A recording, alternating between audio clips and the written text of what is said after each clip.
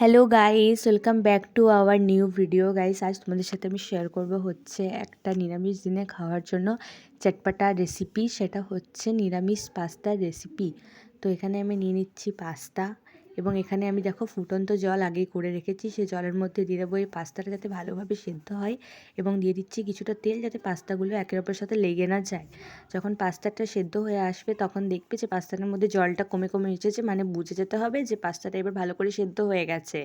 সেদ্ধ হওয়া পাস্তাটাকে নামিয়ে নেব, তারপরে দিয়ে দেবো কড়াইয়ে তেল দিয়ে পরে দেখো, যেহেতু এখানে আমরা কোনো রকমের আর আদার্স কিছু সবজি অ্যাড করছি না, তার জন্য আমি এখানে শুধু দিচ্ছি হচ্ছে টমেটো এবং লঙ্কা। টমেটো আর লঙ্কাটা দেওয়ার পর আমি টমেটো আর লঙ্কাটাকে ভালো করে ভেজে নেব সেইটার মধ্যে, এবং তার মধ্যে কিছু মশলা আমি অ্যাড করব। সেগুলো হচ্ছে জিরে গুঁড়ো, গোলমরিচ গুঁড়ো এবং সবজি মশলা গুঁড়ো। এই তিনটাকে আমি জলে ভালো করে মিক্স করে পরে আমি এই টমেটো এবং লঙ্কাটা যে তেলটাতে আমি ভাজছিলাম তাদের সাথে এটা আমি ভালো করে দিয়ে দেবো, এবং তাদের সাথে ভালো করে এই তিনটাকে মিক্স করে নেব।